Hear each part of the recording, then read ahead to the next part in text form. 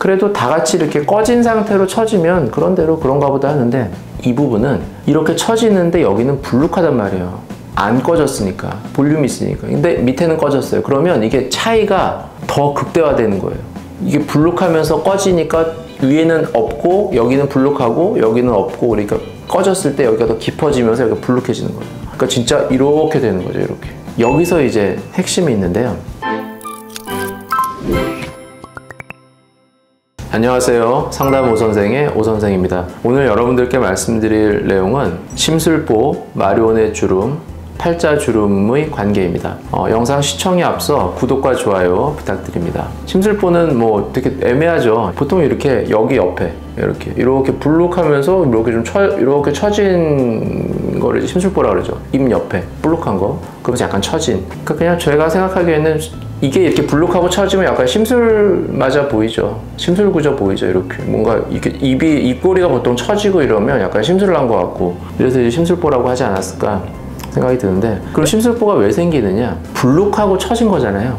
불룩하고 처질 만한 거는 지방이에요. 지방. 얼굴에 피부 밑에 이렇게 지방층이 쭉 있잖아요. 이 부분에 당연히 지방이 있죠. 근데 왜 이 부분만 이렇게 되냐? 우리가 노화가 진행이 되면 가장 큰 특징은 얼굴에 지방이 빠지는 거예요.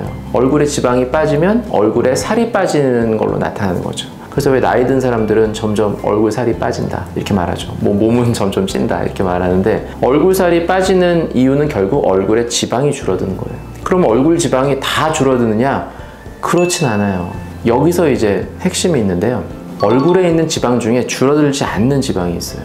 다 줄어드는데 안 줄어드는죠. 뭐냐 하면 여기 팔자주름이 이렇게 있죠. 그리고 요 밑에 입꼬리에 보면 이렇게 선이, 요거 이제 마리오넷 주름이라고 그래요. 마리오네트로. 요 주름에 바로 위에 있는 요 지방, 팔자의 바로 위에 있는 요 지방, 여기랑 요 두 군데는 안 줄어들어요. 팔자 밑에, 마리오넷 밑에, 턱끝 이런 데 다 줄어들거든요. 여기도 줄어들고, 이 눈 밑에, 이 고랑 밑에 여기 다 줄어들고요. 광대뼈 밑에 이런 데 다 줄어들어요. 턱도 막 줄어들어서 막 울퉁불퉁해지거든요. 관자 이런 데 다 줄어들어요. 이마 이런 데. 피하 지방은 전체적으로 다 줄어들어요. 근데 여기는 안 줄어들어요. 여기만. 그럼 어떻게 되겠어요? 여기가 줄어들면 피부를 받치고 있던 그 피하 지방이 줄어들면, 근데 줄어드는데 피부는 어떻게 되겠어요? 피부는 안 줄어들죠. 피부가 왜 줄어들어요? 피부가 안 줄어들죠. 그 지방은 진짜 줄어들거든요. 볼륨 자체가. 근데 이건 안 줄어든단 말이에요. 그러면 받치고 있던 피하 지방이 줄어드니까 이게 남잖아요. 이게 여유가 생기니까 밑으로 이렇게 내려가는 거예요. 그래서 나이가 들면 이렇게 얼굴이 처지는 거예요. 중력이 있으니까 당기니까 처지는 거예요. 그래도 다 같이 이렇게 꺼진 상태로 처지면 그런대로 그런가 보다 하는데, 이 부분은 이렇게 처지는데 여기는 불룩하단 말이에요. 안 꺼졌으니까, 볼륨이 있으니까. 근데 밑에는 꺼졌어요. 그러면 이게 차이가 더 극대화되는 거예요. 이게 불룩하면서 꺼지니까 위에는 없고 여기는 불룩하고 여기는 없고, 그러니까 꺼졌을 때 여기가 더 깊어지면서 여기가 불룩해지는 거예요. 그러니까 진짜 이렇게 되는 거죠. 이렇게. 이 부분이 지방이 안 줄어들기 때문에, 그 안 줄어드는 게 심술보인 거예요. 심술보 부위 지방이 안 줄어드는 거예요. 쉽게 말하면. 그러니까 그게 불룩한 부분이 자꾸 처지니까 보기가 안 좋고 모양이 안 좋은 거죠.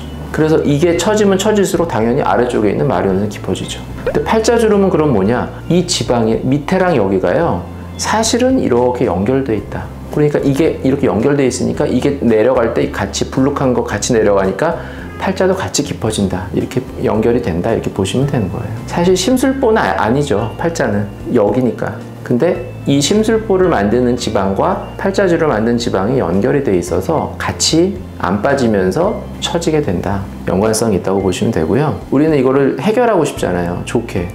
그러면 어떻게 해결을 하느냐? 안 빠지는 이 심술본을 빼야 되겠죠. 일단은 조금 줄긴 해야 되니까. 다른 데에 비해서 너무 불룩하니까 차이가 이렇게 나는 거예요. 그러니까 이거는 좀 줄이는 쪽으로. 근데 다른 데가 너무 꺼져 있으면 꺼트리고 하면 결국 피부만 남잖아요.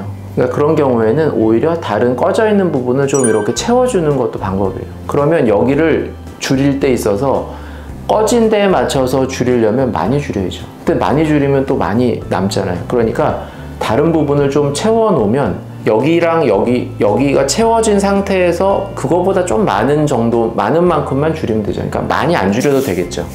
그런 정도만. 그리고 아래쪽도 채우면 여기 마리오넷 주름이 이 차이, 여기가 튀어나오고 꺼지면서 생긴 주름도 조금은 완만해 보이고요. 이렇게 해서 주변은 위쪽, 아래쪽은 좀 채우고 심술보 자체는 좀 줄이고, 그 다음에 또 한 가지는 이미 내려가 있는 거를 올리는 것도 좀 필요해요. 이런 걸 채우고 여기를 줄인다고 그래서 이미 한번 내려간 게 올라가진 않거든요. 그냥 모양이 완화돼 보이는 거지. 그래서 올리는 거는 결국은 이렇게 리프팅이라는 당겨주는 방법이 좀 필요하다. 결국은 빼고 주변에 넣고 당기고, 이렇게 세 가지를 해야 되는 거죠. 근데 이 세 가지가 그럼 뭘로 할 거냐, 어떤 방법을 쓸 거냐는 아주 많이 다양해요. 그래서 빼는 것도 정말 뭐 아주 정석적으로 이렇게 지방 흡입이라 그래서 관을 이용해서 이 뒤에서부터 이렇게 들어가서 진짜 지방을 빼는 이런 방법부터 시작해서, 뭐 레이저를 이용해서 이렇게 끝에, 바늘 끝에서 레이저가 나오면 그거를 속으로 넣어서 여기를 이제 레이저로 녹이는 거죠. 열을 가해서. 그럼 지방 녹은 거를 이렇게 짜면 지방이 나올 거 아니에요. 이렇게 물처럼, 오일처럼 나오죠. 그걸 짜서 좀 줄이는 방법도 있고, 어떤 경우는 외부에서 이런 장비를 이용해서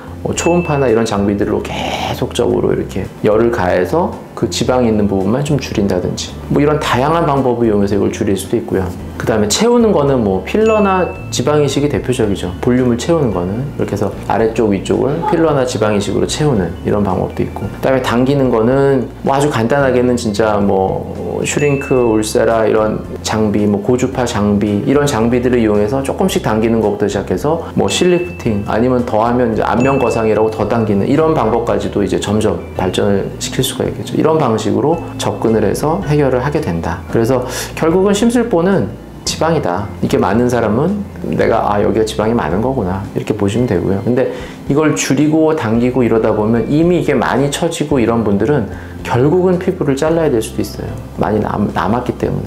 그런데 이 피부를 자르는 안면 거상 같은 경우에는 수술이 좀 큰 수술이고 회복 기간도 좀 필요하다 보니까 내가 뭐 그렇게까지 좋아질 건 아니다. 지금보다 조금 간단한 방법을 이용해서 좀 나아지면 되지, 내가 완벽하게 뭐 이럴 건 아니다 그러면 제가 말씀드린 그 다양한 방법들 중에서 본인의 상태에 맞는 방법을 적절하게 조합을 해서 좋게 만드는 방법이 있을 수 있겠죠. 그러니까 심술보의 정도의 문제죠. 이게 많이 불룩한 사람도 있고요, 조금 불룩한 사람도 있죠. 나이가 들어서는 얼굴에 지방 흡입하는 거를 좀 조심스럽게 접근을 해야 돼요. 이게 지방을 빼다 보면 피하 지방층이 얇아지니까 피부가 얇은 그런 모습이 되기 때문에 더 오히려 나중에 더 잘 처지거나 이런 추후에 그런 문제들이 생길 수 있어요. 그래서 굉장히 좀 보수적으로 접근을 해서 지방을 빼야 된다. 그리고 이 심술보의 크기의 문제죠. 그게 많은 사람은 지방이 너무 많으니까 이거는 안 빼고는 안 된다. 이런 사람들은 좀 빼야 될 거고, 근데 어떤 분들은 조금 있다. 이런 정도면 그냥 조금 리프팅을 하면서 아래쪽이나 이런 데 좀 채워서 좋게 할 수도 있는 거고, 그리고 또 말씀드렸듯이 내가 어느 정도까지 많이 좋아지고 싶으냐, 이것도 다르다니까요. 이거를 뭐 무조건 이걸 해라 이런 게 아니에요. 요걸 했을 때 요 정도까지 좋아지고 요걸 했을 때 요 정도까지 좋아지고, 대신 많이 좋아질 때는 항상 내가 감수해야 되는 부분이 있는 거죠. 많이 좋아지려면 뭐 절개를 많이 한다든지 뭐 회복 기간이 많이 필요하다든지, 간단하게 해서는 사실은 조금 좋아지고요, 막 크게 많이 해서 많이 좋아지는 거예요. 이거는 미용 수술이잖아요. 그러니까 나의 상태도 중요하죠. 내가 지금 어느 정도까지 해서 얼마만큼 좋아지는 거를 원하느냐, 본인이 원하는 것도 중요해요. 근데 대신 내가 그거를 선택하기에 앞서서 이런 내용을 다 알고 이런 거부터, 이런 작은 거부터, 이런 아주 뭐 조그만 거부터 이렇게 큰 것까지 다 있다. 그거에 따라서 요렇게 했을 때 이렇게 되고 이렇게 되는 거를 다 얘기를 듣고, 그러면 내 지금 상황은 지금 이러니까 나는 요거를 선택해야겠다. 이렇게 하시는 게 맞겠죠. 이거 하시면 좋아져요. 이렇게 해가지고 그냥 가서 이거 딱 하고 근데 생각보다 안 좋은데요? 뭐 이제 이렇게 가면 안 되죠.